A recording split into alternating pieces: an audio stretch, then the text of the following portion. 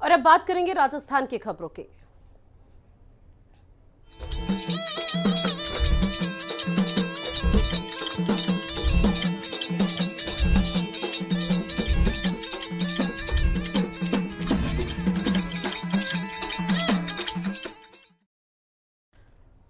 और शुरुआत करेंगे हनुमानगढ़ से, जहां हनुमानगढ़ के नौहर में सीएम भजनलाल शर्मा इस वक्त जनसभा को संबोधित करते हुए क्या कुछ कह रहे हैं वो सुनते हैं।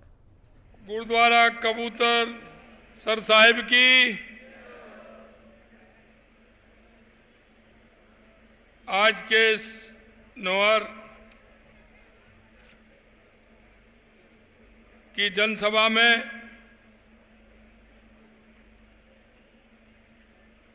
मेरे कैबिनेट में साथी और चूरू लोकसभा के प्रभारी भाई अविनाश गहलोत जी, आपके अपने जाने पहचाने पूर्व मंत्री और अभी किसान आयोग के अध्यक्ष भाई CR चौधरी साहब,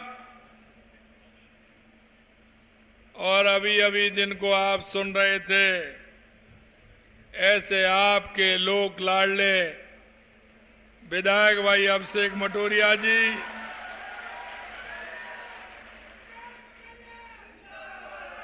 आप चिंता मत करिए, हमारा विधायक अभिषेक मटोरिया ही है।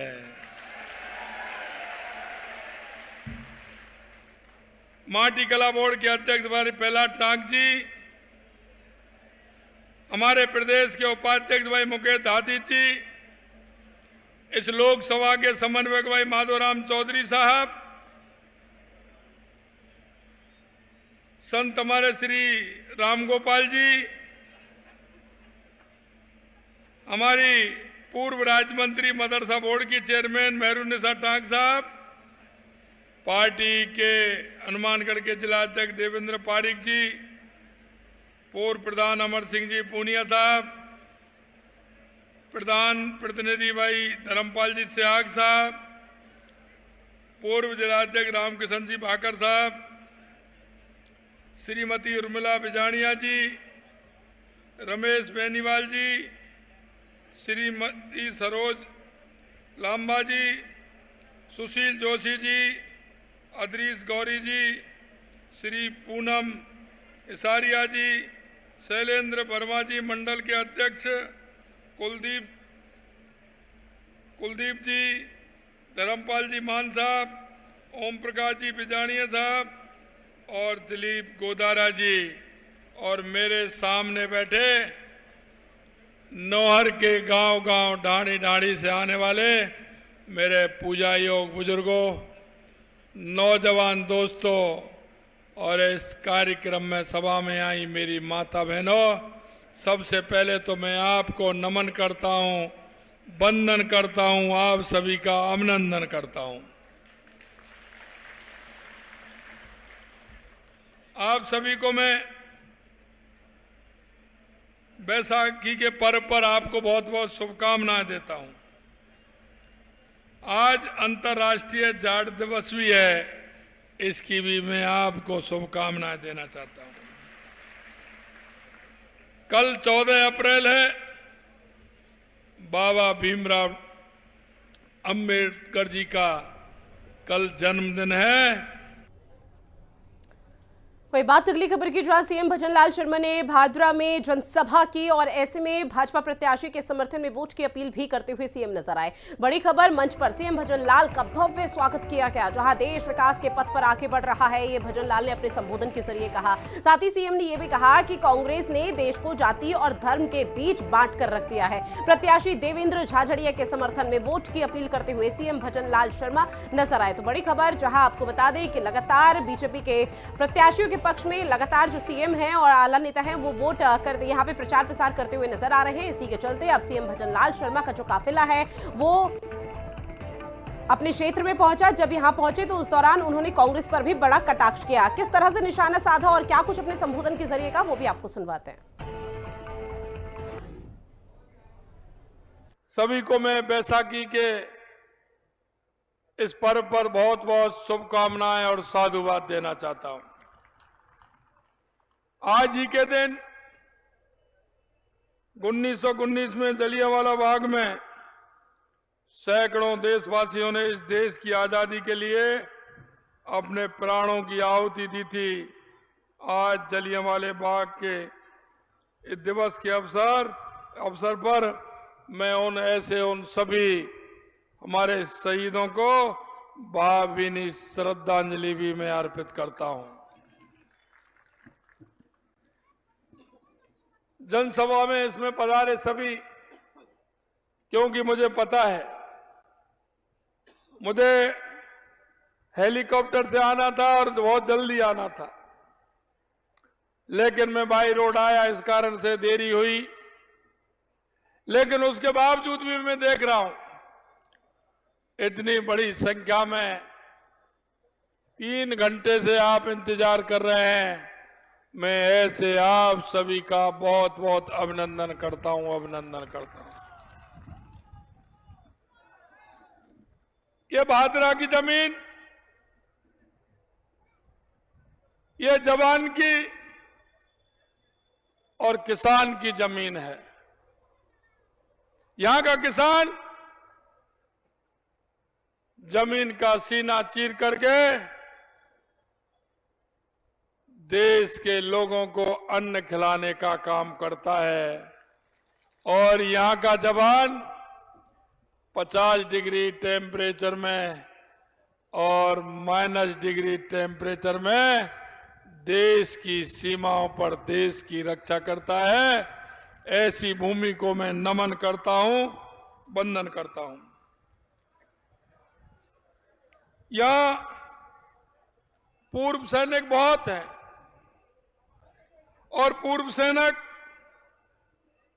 की मांग 1 रैंक 1 पेंशन की मैं आपसे कहना चाहता हूं, इतने दिन की मांग देश के यशस्वी प्रधानमंत्री नरेंद्र मोदी जी ने हमारे उन सैनिकों के 1 रैंक 1 पेंशन की मांग को पूरा किया, क्योंकि यह सैनिकों की भूमि है।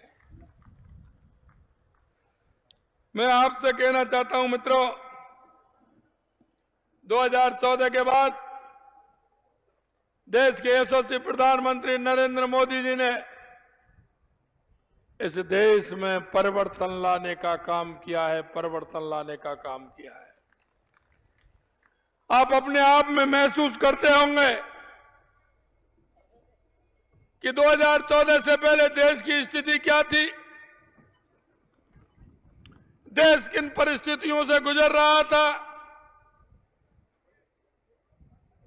लेकिन 2014 के बाद आपने परिवर्तन देखा होगा। अब बात करेंगे धौलपुर की, जहां धौलपुर पहुंचे पूर्व मुख्यमंत्री अशोक गहलोत कांग्रेस के प्रत्याशी के समर्थन में सभा को संबोधित करेंगे। तो बड़ी खबर, गहलोत ने हाथ हिलाकर लोगों का अभिवादन भी यहां पर स्वीकार किया है। तो बड़ी खबर, और तस्वीरें भी आपको लगातार दिखाएंगे कि किस तरह से जब कांग्रेस के पक्ष में यहां पर वोट की अपील करने के लिए पहुंचे। और ये सीधी तस्वीरें भी आपको दिखा रहे हैं, जहां मंच पर अशोक गहलोत की मौजूदगी, तमाम जो कांग्रेस के दिग्गज हैं वो भी इस वक्त मंच साझा करते हुए नजर आ रहे हैं। ऐसे में कार्यकर्ताओं ने उनका गर्मजोशी के साथ स्वागत किया, और अब से कुछ ही देर बाद उनका संबोधन होगा। कांग्रेस के प्रत्याशी के पक्ष में वोट की अपील की जाएगी। और जब 5 साल का कांग्रेस का राजस्थान में शासन हुआ करता था, उन 5 साल में कांग्रेस ने कैसे अपने कार्यकाल के दौरान विकास की बयार बहाई है, बदलाव की बयार बहाई है, उसका भी बखान करते हुए अब से कुछ ही देर बाद नजर आएंगे। प्लीज बैठ जाएं, आप लोग कृपया बैठ जाओ, कृपया आप लोग बैठ। वहीं हिंडौन सिटी पहुंचे उप मुख्यमंत्री दिया कुमारी। बड़ी खबर, हिंडौन स्टेशन रोड से डैम्प रोड तक उन्होंने रोड शो भी किया, जहां प्रत्याशी इंदु चाटर के समर्थन में वोट की अपील की गई।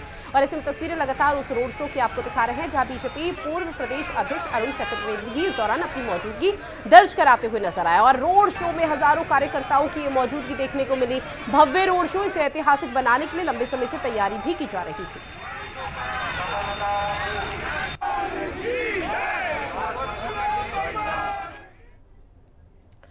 वहीं बीजेपी के प्रत्याशी गजेंद्र सिंह शेखावत ने जैसलमेर में कई इलाकों का दौरा किया, जहां उन्होंने भड़ियाणा में भी एक विशाल जनसभा को संबोधित किया। और संबोधित करते हुए बीजेपी सरकार की उपलब्धियां गिनाई। इसके साथ ही कांग्रेस की नीतियों के खिलाफ जमकर बयान दिए। उन्होंने यहां बीजेपी की जीत का दावा भी किया है।